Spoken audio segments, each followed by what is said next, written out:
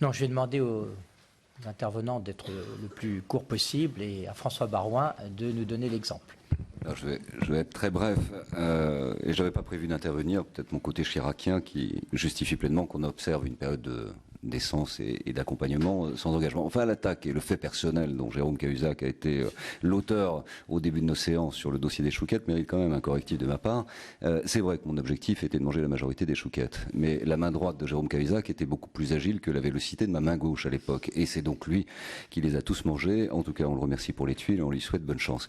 Pour le reste, je veux dire à Pierre Moscovici, je regrette un peu sa déclaration récente et je pense qu'on a suffisamment d'estime et de responsabilité partagées les uns les autres pour considérer que les prédécesseurs ne sont pas des incapables et que les successeurs ne sont pas des imposteurs.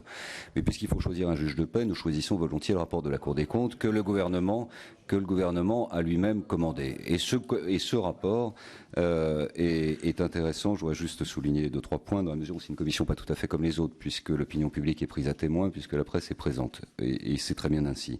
Juste rappeler sur la problématique qui a été évoquée, notamment sur le respect des objectifs budgétaires, je cite le rapport, l'année 2011 s'est caractérisée par le respect des objectifs budgétaires prévus. C'est un point, je crois qu'il faut en prendre acte, et nous avons tenu la distance.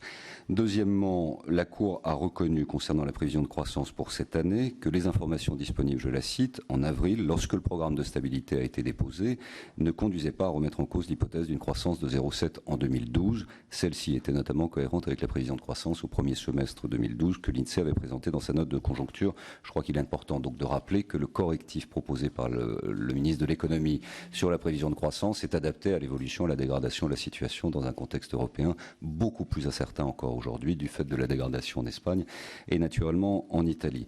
Un troisième élément de référence au rapport de la Cour des comptes qui nous va très bien, c'est sur la problématique des OPCVM et le fait que nous aurions caché des choses.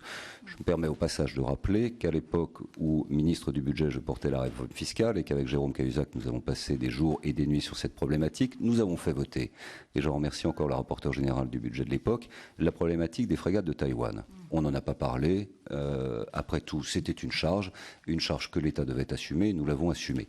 Et l'OPCVM que vous évoquez en disant c'est quand même cette grosse affaire qui nous met ou qui remet en cause et le principe de la réserve de précaution et la problématique de la sincérité du budget, je vous renvoie à la page 14 de la synthèse du rapport de la Cour des comptes qui précise précisément que ces contentieux étaient connus.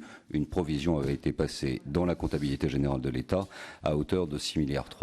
Voilà, pour qu'on n'en parle plus et qu'au fond la qualité de nos débats pour la représentation nationale soit objective, sincère. Ensuite, politiquement, vous faites des choix, nous les contestons, nous ne croyons pas à la remise en cause évidemment de la défiscalisation des heures supplémentaires. Et sur la réforme de l'ISF, je terminerai là-dessus pour être très bref, je savoure avec malice le fait que le gouvernement précédent a supprimé le bouclier fiscal et que le gouvernement actuel nous annonce sa restauration à travers la revitalisation du plafonnement Rocard, mais ça c'est pour la loi de finances 2013. Merci Monsieur Baroin.